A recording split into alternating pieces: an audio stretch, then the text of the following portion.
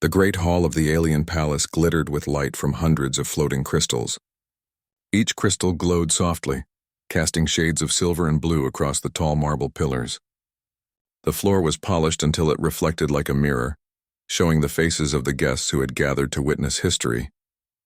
At the center of the hall stood the queen of the Zareth Empire. Tall, graceful, with golden markings across her skin that showed her royal bloodline, she was a figure of both beauty and power. Her dark eyes studied the room with calm authority. She wore a crown shaped like a rising star, and her long robes flowed like rivers of silk.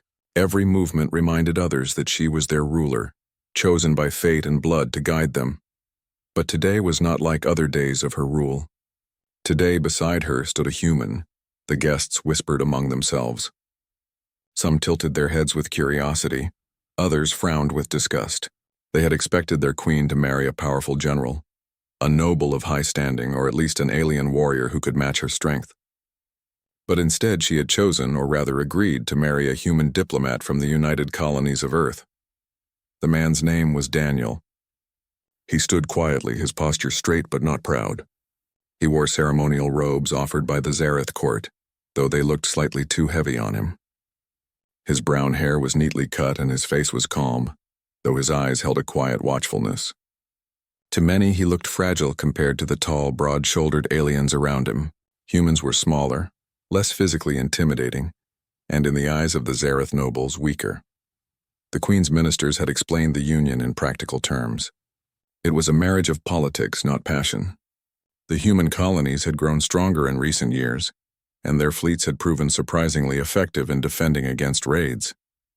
A marriage between the queen and a human diplomat would secure a strong alliance, one that could prevent endless wars. But politics did not quiet whispers. "Look at him," one noble muttered to another. "He is thin like a reed.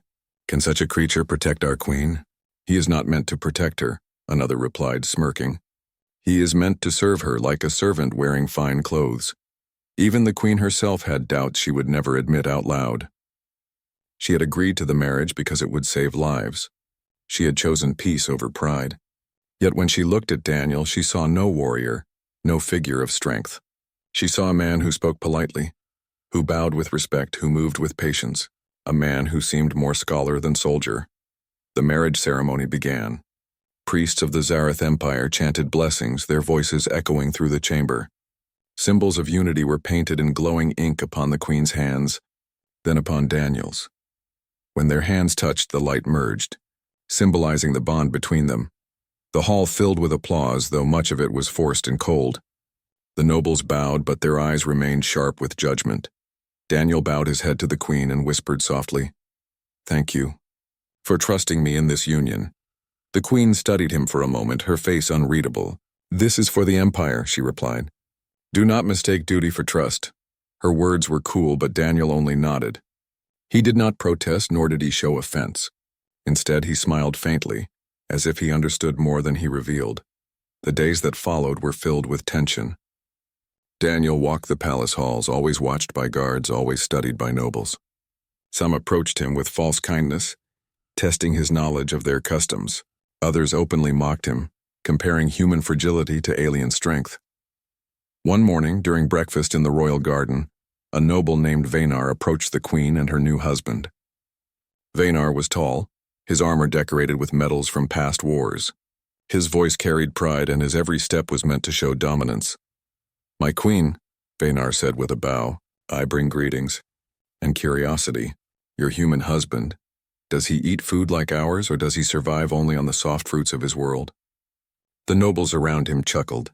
Daniel set down his cup calmly. "I eat food much like yours," Daniel said politely. "And I survive not only on fruit but also on patience, hard work, and discipline. Qualities I believe exist on any world." The queen raised an eyebrow. The answer was soft, yet it silenced the laughter. Vanar's smile faded slightly, though he covered it with another bow. That night, the queen spoke to Daniel in private. "You do not raise your voice, even when mocked," she said, studying him. "Do you not feel anger?" Daniel looked at her with calm eyes. "Of course I feel it, but anger does not win battles. It blinds them. I choose when to fight and when to endure." The queen considered his words, but in her heart she still believed he was avoiding conflict because he lacked strength. She told herself humans were fragile creatures, skilled in words but not in war. Weeks passed and rumors began to reach the palace. Far at the empire's borders, rebels were stirring. These rebels hated the queen for her reforms, despised her for seeking peace with humans, and saw her marriage as weakness. In the war council, generals argued. "We must strike first," one shouted. "No, we wait for them to move, then crush them," another said. "Better yet, remove the human from the queen's side," a third sneered. "He is the reason they dare call her weak." The queen silenced them with a raised hand. "He is my husband. His presence is not the cause of rebellion. Their hunger for power is still," doubt lingered. Even her most loyal advisors wondered if marrying a human had been a mistake. Daniel attended the councils quietly, rarely speaking, but always listening. His eyes followed the maps laid across the tables, his mind tracing the patterns of attack and defense. He said nothing, yet he understood more than the generals guessed. That night, as the queen walked the palace gardens, she found Daniel standing by a fountain, looking at the stars. "You listen much, but you say little," she told him. He smiled. "Sometimes silence teaches more than words. I see patterns in what your generals say. I see fear, pride, and blind confidence. And I see danger coming," the queen frowned. "You think you see more than they do?" "No," Daniel replied softly. "I think I see differently. A soldier's eyes and a diplomat's eyes do not see the same thing." The queen tilted her head. "You speak as if you were once a soldier." Daniel's smile faded. For a moment, silence hung between them. Then he said quietly, "Once, but I laid down my weapon. I swore never to lift it again, unless I had no other choice." The queen's heart stirred with a strange unease. She had believed him to be nothing more than a diplomat. Yet in his voice she heard something else, something heavy, like the weight of buried battles. She did not ask more, not that night. But she remembered his words. 1 month after the marriage, the rebellion struck. Scouts reported that rebel forces were moving faster than expected, gathering strength from systems that had long resented the crown. The queen summoned her council, preparing defenses and calling her armies to arms. In the council chamber, voices clashed like swords. The queen ordered discipline and unity, but tension ran high. Daniel remained silent, standing at her side. Some generals glared at him openly, as if blaming him for the rebellion. When the council ended and the generals had left, the queen turned to him. "Do you think me weak?" she asked suddenly. Daniel blinked in surprise. "Why would I think that?" "Because my people doubt me," she said. "Because they think marrying you was weakness, even I." She stopped herself, but the words had already almost escaped. Daniel looked at her steadily. "Strength is not in what others see. Strength is in what you do when tested. You will show them. You already have." The queen searched his face, but what she saw was not flattery. It was quiet certainty, as if he truly believed in her more than anyone else in the palace. For the first time, she felt her heart shift. She still did not know who this human really was, but she began to suspect he was more than the world believed. The palace had grown quieter after the marriage, but the silence was not peaceful. It was heavy, filled with whispers that moved through the corridors like shadows. Servants spoke in hushed voices. Guards shared rumors during their night shifts. Nobles lingered in corners, their conversations hidden behind polite smiles. All of them carried the same question. Why had the queen chosen a human? To many, the answer was obvious: politics. But politics was not enough to still their doubts. Daniel, the human husband of the queen, felt the weight of every glance. When he walked through the long marble halls, he sensed eyes following him. Some were filled with curiosity, others with scorn. He greeted everyone with quiet politeness, yet few greeted him back with warmth. The queen, meanwhile, carried herself with the same dignity she always had. She did not allow her people to see her uncertainty, but in the privacy of her chambers, she often wondered if she had made a mistake. She had chosen peace with the human colonies, yet peace seemed more fragile now than ever. One afternoon, the queen hosted a council meeting in the Grand Chamber of Strategy. The chamber was circular, with tall windows that revealed the shining city outside. A massive table shaped like a star filled the center, and upon it lay maps projected in glowing light. Maps of the empire, maps of borders, maps of threats. The generals stood around the table, their armor gleaming, their voices sharp. "The rebels grow stronger by the day," one said. "They draw power from those who believe our queen has weakened herself." "They speak openly now," another added. "They say her human marriage is a disgrace. They call him deadweight." Daniel was present, standing quietly beside the queen. He kept his hands folded behind his back, his eyes lowered. He did not interrupt as the general spoke. One bold noble finally turned to him directly. His name was Lord Zyrel, a man of sharp cheekbones and colder words. "Tell me, human," Zyrel said, his voice carrying through the chamber. "What do you know of rebellion? What do you know of war? Do humans even understand sacrifice?" The council chamber fell silent. All eyes turned to Daniel. Daniel lifted his gaze slowly. His voice was calm, without anger, without pride. "I know that rebellion grows not from strength but from desperation," he said, "and I know war leaves scars long after it ends. You may believe humans do not understand sacrifice, but I have seen more of it than I ever wished to." The chamber remained quiet for a moment. Then Zyrel smirked. "Fine words. But words do not win wars." The queen's eyes flicked to Daniel, but he did not respond further. Instead, he bowed his head slightly and fell silent again. To the generals, it looked like weakness. To the queen, it looked like patience. Yet even she wondered, was it patience born of strength or silence born of fear? That evening, the queen spoke with Daniel in her private chamber. The stars shone through the balcony, their light casting silver across the room. "You allow them to mock you," she said, her voice firm. "Why?" Daniel met her gaze calmly. "Because it does not matter what they think of me." "Of course it matters," she replied sharply. "You are my husband. Their words against you are words against me." He paused, then shook his head. "If I rise to every insult, I give them the battle they want. If I stay silent, they reveal more about themselves than about me. Sometimes silence is stronger than words." The queen studied him for a long time. There was something strange about this man. He did not act like a weakling, yet he did not act like a warrior either. He seemed to live in a space between, someone who had strength but chose not to use it. The weeks passed. The tension in the empire grew sharper. Rebel raids struck border planets. Trade routes were attacked. Villages were burned in the night. The people of the empire whispered that the queen was losing control. In the palace, the division grew too. Some nobles openly defied the queen, calling for her to end the marriage. Others, loyal to her crown, stood by her side but quietly questioned her choices. One evening, a royal banquet was held to celebrate the season of renewal.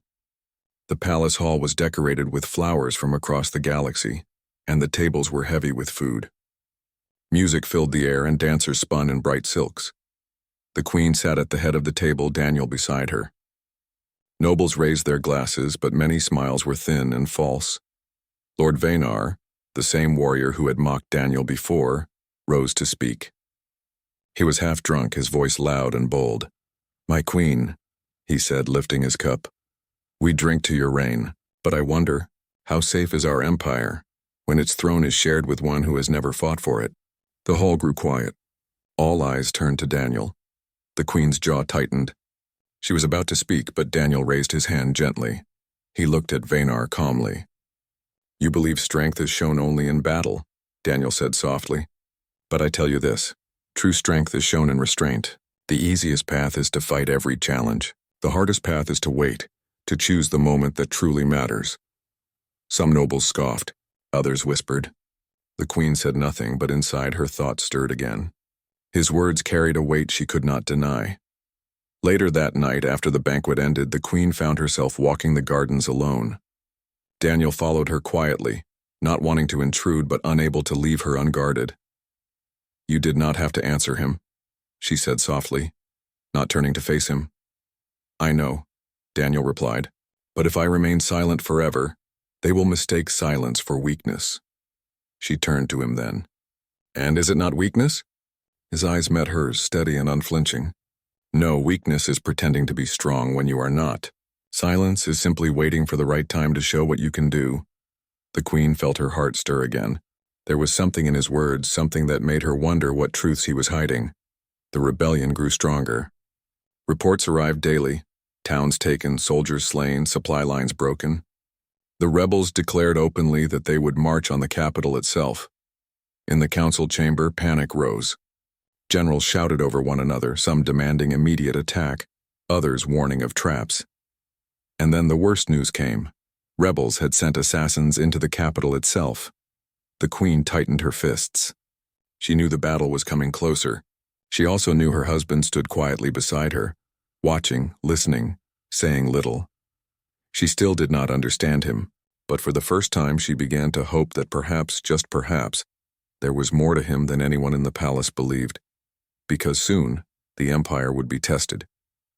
And when that test came, the queen would learn who her human husband truly was. The capital city of the Zareth Empire had never known fear before. It was a place of shining towers, glowing bridges, and streets filled with music. But now, whispers of war crawled through every home. The rebellion was no longer just a rumor at the border. It was moving closer like a storm rolling across the land. The queen stood on the palace balcony, looking out at her city. From there she could see the vast avenues, the floating transports, and the grand plazas. The people still lived their lives, but their eyes carried worry. She could feel the weight of their doubt pressing against her crown. Behind her, Daniel stepped into the balcony. He looked at the city with the same calmness he always carried. But the queen noticed how his eyes scanned the horizon, how his gaze lingered on shadows longer than most men's would. "They are afraid," the queen said quietly. Daniel nodded. "Fear spreads faster than fire, but fire can be controlled. Fear cannot." She turned to look at him. "You speak like a soldier." His eyes flicked to hers, and for a moment he said nothing. Then he replied softly, "I speak like someone who has seen fear take everything away." The queen wanted to ask more, but a messenger rushed onto the balcony, bowing low. "My queen," he said breathlessly, "the rebels have been spotted near the outer gates. They move with speed. Some believe they already have men inside the city." The queen's hand tightened on the railing. "Call the generals. Prepare the palace guard." The messenger bowed and left at once. Daniel stepped closer. His voice was calm, almost too calm for the news they had just received. "They will not strike at the gates first. They will strike where you are." The queen's eyes narrowed. "You speak as if you know their plan." Daniel looked out at the city again. "If I were them, I would aim straight for the palace. Cut off the head and the body collapses." The queen studied him. "And how do you know so much about what they would do?" He gave a faint, sad smile. "Because once I was the man making those plans." Before the queen could ask what he meant, alarms rang through the palace. The attack came faster than anyone expected.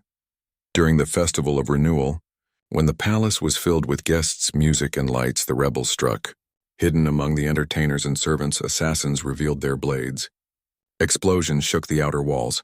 Smoke filled the grand hall. Screams echoed as nobles scattered, guards rushed, and the carefully built piece of the palace shattered in a moment. The queen rose from her throne, her eyes blazing with fury. She shouted commands to her guards, but even she felt the sting of shock. The rebels had planned this carefully, too carefully. And then through the smoke, a group of armored assassins broke through the crowd, their eyes locked on her. "For the Empire's freedom," one of them shouted. "The queen dies tonight."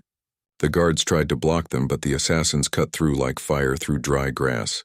The queen reached for the ceremonial blade at her side, ready to defend herself when she felt a hand on her arm. It was Daniel. "Stay behind me," he said quietly. The queen's eyes widened. "Are you mad? You cannot fight them." But he did not listen. He stepped forward. The assassins laughed when they saw him. "The human," one sneered. "You think to stand in our way?" Daniel said nothing. He simply watched them, his body still, his eyes sharp. The first assassin lunged at him with a curved blade. The queen almost cried out, expecting Daniel to fall. But instead, Daniel moved. It was not the clumsy movement of a diplomat. It was swift, precise, and terrifyingly controlled. He caught the assassin's wrist, twisted, and in one smooth motion disarmed him. The blade clattered to the floor. Before the others could react, Daniel kicked the first attacker back, sending him crashing into a pillar. The hall froze. Even the queen stared, unable to believe what she had seen. Another assassin shouted and rushed forward. Daniel ducked, struck his elbow against the attacker's chest, and swept his legs from beneath him. The man hit the ground hard. Two more came at once. Daniel spun, using their momentum against them, slamming one into the other before throwing both aside. It was over in seconds. The nobles who had been cowering behind tables now gaped in silence. The palace guards who had struggled to hold the rebels back stared in shock. The queen's heart pounded. This man, this quiet human she thought was fragile, had just defeated trained assassins with nothing but his hands. Daniel straightened slowly, his breath steady. His eyes flicked to the queen. "Are you hurt?" She shook her head, unable to form words. He nodded. "Stay close to me. This is only the beginning." The battle in the palace raged on. Rebels poured through the halls, clashing with guards. Smoke and fire filled the air. Daniel guided the queen through the chaos, his movements sharp and focused. Whenever danger came close, he was there, blocking blades, disarming foes, protecting her with a strength no one had imagined. At one point, 3 rebels cornered them near the council chamber. The queen reached for her blade, ready to fight at his side, but Daniel raised a hand. "Let me," he said. And then he moved like a storm. Every strike he made was efficient, every motion precise. He did not waste energy. He did not fight with rage. He fought with purpose. The queen watched, stunned, as her human husband fought better than most of her generals. When the last rebel fell, she finally found her voice. "Who are you?" she whispered. Daniel looked at her, his eyes heavy with old shadows. "Someone who once swore never to fight again." Her breath caught. "But you fight now," he nodded. "Because you needed me to." By midnight, the palace was secured. The guards had pushed the rebels out and the survivors had fled into the city. The cost was heavy. Many were wounded, some were dead, but the queen was alive. The nobles gathered in the throne room, their faces pale with shock. They spoke of betrayal, of spies, of vengeance, but their eyes kept turning to Daniel. They had mocked him for weeks. They had called him weak, useless, fragile. But now they had seen him defeat enemies with his bare hands, move with the skill of a trained warrior, and protect their queen when even their best guards had failed. The whispers had changed. "Did you see how he fought? He moved like one of our finest soldiers." Perhaps the queen saw something we did not. The queen sat on her throne, silent, her eyes fixed on Daniel. For the first time, she did not see a quiet, harmless human. She saw a man with hidden strength, a man who had chosen silence not because he was weak, but because he was waiting for the moment to act. And that realization shook her more than the attack itself. That night, when the palace was quiet again, the queen summoned Daniel to her private chamber. He entered, bowing slightly, his face calm as always. "You saved me," she said softly. He shook his head. "I did what anyone would do." "No," she replied firmly. "Not anyone. My guards fought. My generals planned, but you protected me as if it was the only thing that mattered." Daniel looked at her for a long moment. Then he said quietly, "It was." The queen's chest tightened. She stepped closer to him. "You must tell me the truth. Who are you really?" Daniel's eyes dropped to the floor. Silence stretched between them before he finally answered. "I was a soldier once," he said softly. "On Earth before I became a diplomat. I fought battles no one should have fought. I saw too many die.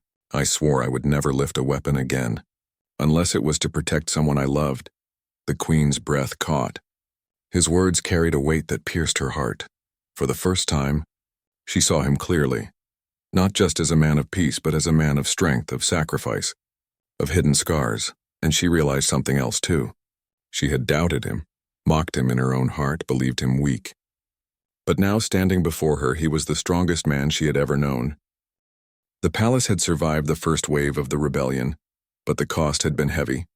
Smoke still lingered in the corridors, and the city outside whispered of unrest. The queen moved through the halls with quiet authority, her robes flowing behind her, but her mind was occupied by more than just her people's safety. Daniel had changed everything. That night she had watched him fight, not as a diplomat, not as a human she had thought fragile, but as a soldier. Each move had been precise, controlled, deadly. Her people had seen the attack and whispered their awe. But she saw more. She saw the calmness in his eyes, the patience in his movements, the weight of experience he carried like a hidden armor. And she wondered, for the first time, why he had hidden it. The next morning, the queen summoned him to the council chamber. It had been cleared of debris, and maps now covered the table again. Generals and nobles were present, each of them trying to regain composure after the chaos. Daniel entered quietly, bowing to the queen. The generals all stared at him. Some of their faces betrayed fear now, others curiosity. The whispers had changed. No one doubted his strength anymore, but no one knew its full extent. The queen spoke first. "You have proven your strength," she said. "But I need more than strength. I need your knowledge. Tell me what you truly are, Daniel. Who were you before this? Before I thought you were a simple diplomat." Daniel hesitated, as if weighing how much to reveal. Then he looked at the queen with calm eyes. "I was a soldier," he said. "Not just any soldier, but one trained to survive in the deadliest conditions. I fought wars where most men did not return. I commanded squads in battlefields you could not imagine. I learned to move, to fight, and to survive. But I left that life behind." The generals exchanged nervous glances. Some had assumed he was nothing more than a human diplomat, someone who would be content with words and treaties. Now they realized he was a trained warrior of a caliber they had not expected. "Why hide it?" the queen asked softly. Daniel's eyes darkened slightly. "Because I swore I would never fight again unless I had no choice. The world I left was full of death. I wanted peace, not blood. And I wanted to protect those I care about without raising a weapon unless it was truly necessary." The queen studied him for a long moment. She realized that the human she had married was not weak at all. He had strength, hidden, controlled, dangerous. But he had chosen restraint. "Your restraint saved my life," she said finally, "and the palace. But the rebellion will not stop here. They will return stronger." Daniel nodded. "I know. That is why we must prepare, not just for defense but for offense. They will test us again. They will try to break the empire, to break you, to test your people's loyalty, and we cannot fail." The queen looked at him and realized that she needed to trust him completely. For the first time, she did not question his judgment. She asked, "Will you lead the troops with me?" Daniel gave a small nod. "I will stand beside you. Not above, not below, but beside. I fight for you, for the empire, and for peace." The generals looked uncertain. Some were uneasy about following a human's lead, but the queen silenced them. "He is not just a human," she said firmly. "He is the commander we need. Listen to him and follow his orders. You will see his strength is unmatched." Training began immediately. Daniel moved through the palace corridors, instructing the guards, showing them formations, teaching them tactics that the rebels would not expect. His style was different from the alien generals. They relied on brute strength, numbers, and heavy weapons. Daniel relied on strategy, timing, and precision. The guards were skeptical at first. Some whispered that a human could never outsmart trained aliens in war, but soon they saw the truth. Daniel could read the battlefield before a fight began. He could anticipate enemy movements and place his soldiers where they would have the greatest advantage. Even the queen was surprised by how calm he remained under pressure. He never shouted, never forced obedience. He simply explained, guided, and demonstrated. And slowly the guards began to trust him. One afternoon, Daniel took the queen to the training grounds outside the palace. The sun glowed high in the sky, reflecting off the metal towers around them. He had set up drills with the palace guards, moving in patterns that seemed simple, but when tested under speed and pressure, revealed deadly precision. "Watch closely," Daniel said. "Strength alone does not win wars. Control, timing, and observation do. These are lessons the rebels will not expect." The queen observed silently as her guards moved through the drills. She noticed how Daniel's presence calmed them, how even the most nervous soldier gained confidence when he was near. When a guard hesitated during a mock attack, Daniel stepped forward, correcting the movement with a quick adjustment, then returned to the sidelines. No harsh words, no threats. Yet the effect was immediate. The guard moved with new skill and speed. The queen realized then that his strength was not just physical. It was mental. It was the ability to inspire, to guide, to see what others could not. That night, the queen and Daniel walked along the palace gardens. The stars reflected on the fountains, and the night was quiet except for the gentle rustle of alien plants. "You are more than I imagined," the queen said softly. "Stronger than anyone in my empire, and yet patient, controlled, and calm." Daniel glanced at her, his eyes reflecting the moonlight. "I learned long ago that power without control is destruction. I have seen men stronger than kings fall because they could not control their strength. I will not be that man." She studied him, feeling a mix of awe and fear. She had married this human thinking him weak. Now she understood that he had hidden an entire life, a lifetime of skill, courage, and battle experience. And if the rebels come again, she asked. "What will you do?" Daniel looked at her steadily. "I will fight. I will protect you. And if necessary, I will destroy anyone who threatens the Empire. But only when there is no other choice. That is my promise." Her heart tightened. She realized the weight of what she had married into, not just a man, but a protector, a warrior, a shield for her and her people. The following weeks were filled with preparation. Daniel led drills, trained the guards, and worked with the generals to create defensive strategies. He studied the rebel movements and predicted their next attacks. At first, some generals doubted him. They whispered that a human could never understand Zareth warfare. But as Daniel outmaneuvered their plans, demonstrated superior strategy, and protected soldiers during exercises, their doubt turned into respect. The queen watched all of this, her respect growing by the day. She saw how her people's faith in her strengthened as they saw Daniel's actions. For the first time, she realized that her marriage, once seen as a political weakness, could now be a source of unity and strength for the entire empire. One evening, Daniel entered her chambers, weary but steady. The queen looked at him and smiled faintly. "You have changed everything," she said. "The people, the generals.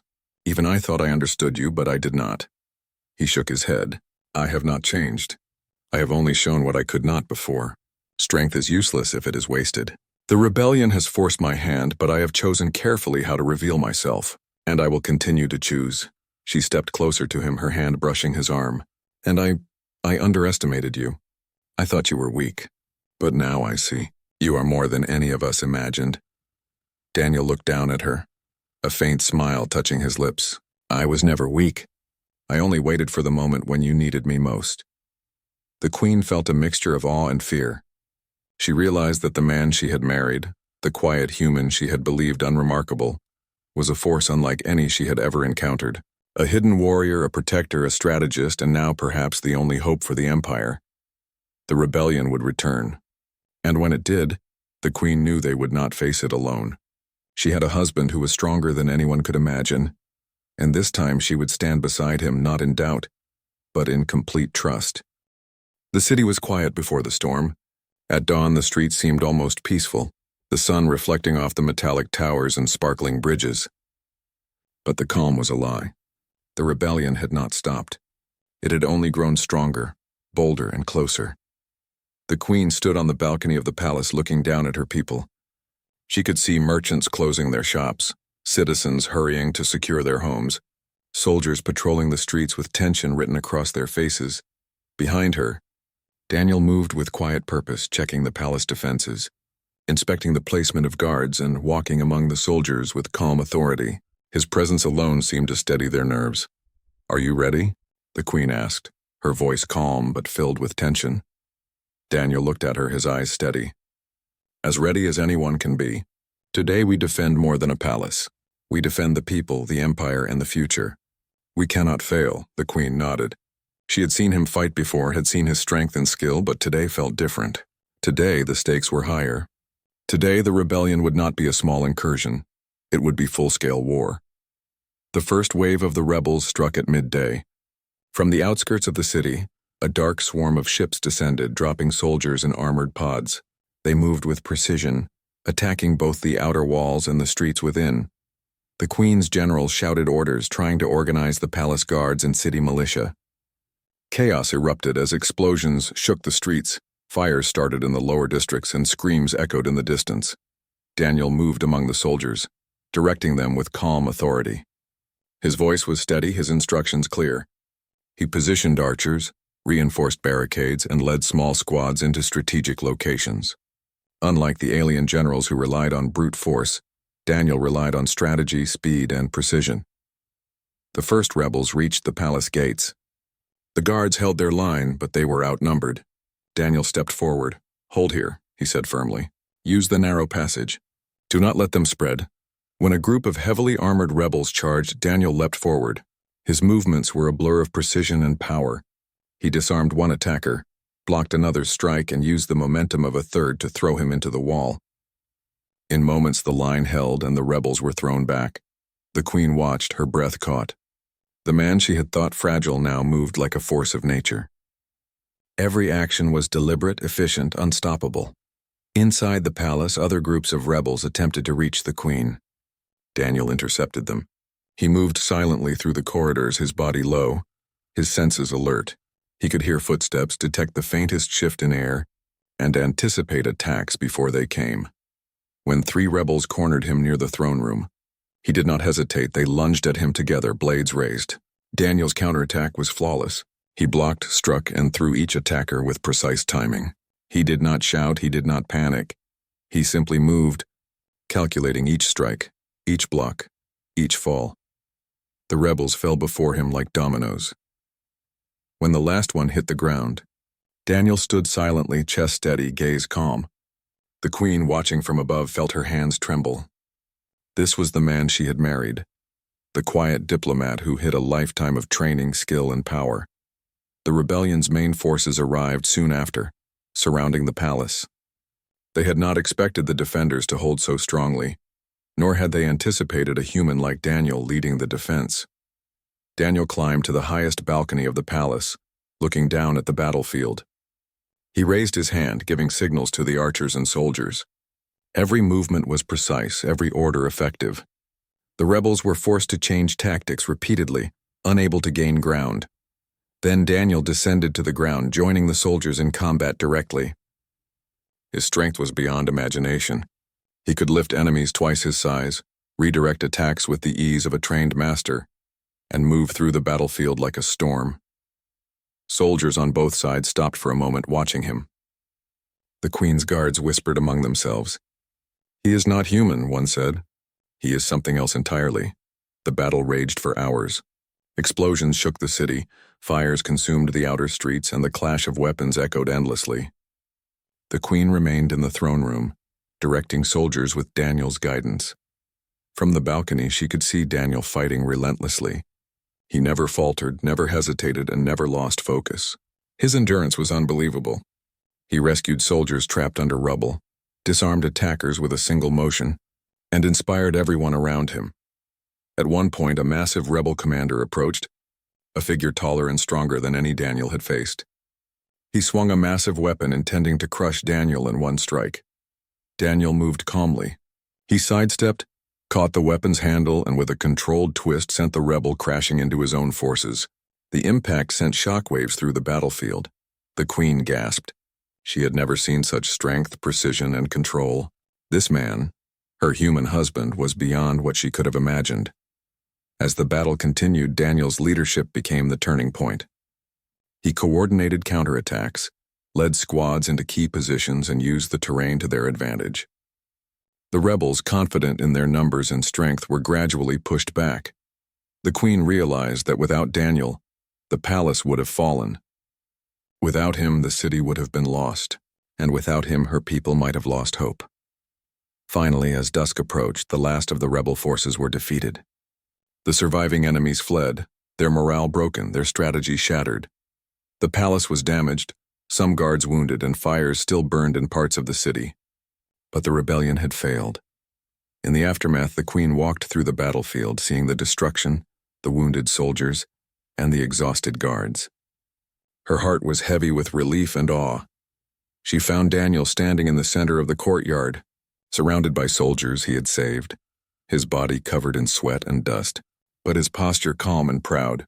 She approached him, her steps steady but her emotions overwhelming. You did this," she said softly. Daniel looked at her, his expression calm but tired. "We did this. The soldiers, the guards, we all fought together. I only guided them." The queen shook her head. "No, you did more than guide. You fought with strength I have never seen. You protected me, the palace, the people, and you did it all alone when it mattered most." Daniel bowed his head slightly. "I did what had to be done." She took his hands, feeling their strength, their warmth, the life in them. "I never understood. I never imagined. You are not just my husband. You are the greatest warrior I have ever known. You saved everything." For the first time, Daniel smiled fully. "I told you before," he said softly. "I only fight when it is necessary, and today it was necessary." The queen stepped closer, her eyes shining. "And I doubted you. I thought you were weak. But now I see, you are stronger than anyone, stronger than any warrior in my empire." Daniel shook his head gently. Strength alone does not matter. What matters is the choice to act, the patience to wait, and the courage to protect those who cannot protect themselves. That is all I have done. The soldiers cheered, the guards bowed, and the citizens of the Empire who had gathered at a distance whispered in awe. They had seen the human rise above all expectations. A quiet man turned unstoppable protector. The Queen looked at him, understanding fully for the first time that this human, her husband, had been the shield of the Empire, the secret weapon no one had believed in until now. She embraced him, not as a ruler to a protector, but as a wife to her husband, the man whose strength had saved her world. And in that moment she knew that the alliance, the marriage, the trust she had placed in him, it had been more than political. It had been the choice that saved the Empire. Daniel held her close, calm, and steady as always. The Empire is safe. For now, he said. The Queen looked up at him, her heart filled with awe, respect, and a deep, unshakable trust. For now, because of you, she realized at last that the human she had once underestimated was not just her husband. He was the strength of her people, the protector of her throne, and the force that no enemy could defeat. And with him by her side, she knew the Zareth Empire would never falter again.